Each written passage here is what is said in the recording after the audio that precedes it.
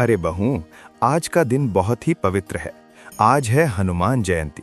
ये सिर्फ एक त्योहार नहीं, बल्कि साहस, भक्ति और अटूट विश्वास की मिसाल है।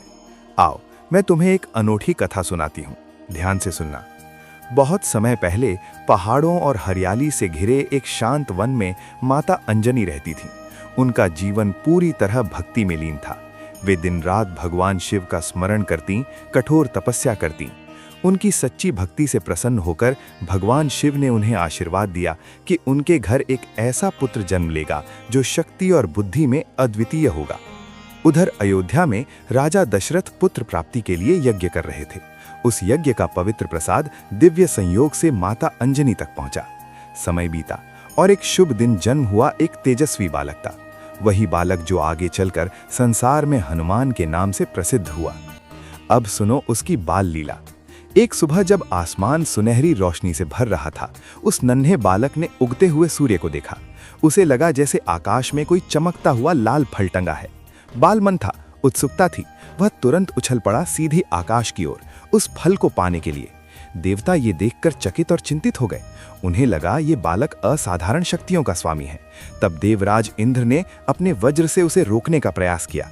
बालक नीचे गिरा और उसकी ठोड़ी पर चोट आई। उसी घटना के बाद उसे हनुमान नाम मिला। ये देख वायुदेव क्रोधित हो गए।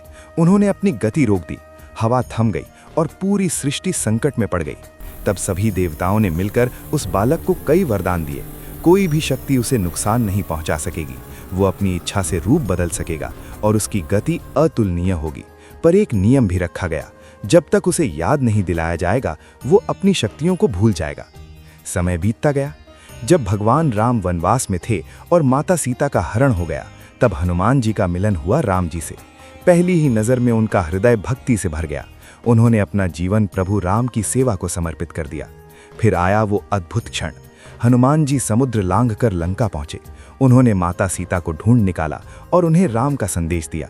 रावण को समझाने की कोशिश की, लेकिन जब वो नहीं माना तो हनुमान जी ने अपने पराक्रम से पूरी लंका को हिला दिया। और जब लक्ष्मण जी युद्ध में अचेत हो गए, तब हनुमान जी संजीवनी बूटी लेने निकले, लेकिन जब पहचान नहीं पाए तो पूरा पर्वत ही उठा लाए। यही है उनकी शक्ति और उससे भी बड़ी उनकी निष्ठा। तो बहुओं, इस कथा से हमें क्या सीख मिलती है? सच्ची भक्ति में कोई दिखावा नहीं होता। सेवा सबसे बड़ा धर्म है और विश्वास सबसे बड़ी ताकत। अगर मन साफ हो, इरादे सच्चे हों, तो आज भी हनुमान जी अपने भक्तों की हर परेशानी दूर करते हैं। तो इस पावन हनुमान जयंती पर अपने मन से डर, चिंता और नकारात्मकता को निकाल दो और पूरे विश्वास से एक बार बोलो, जय बजरंगबली।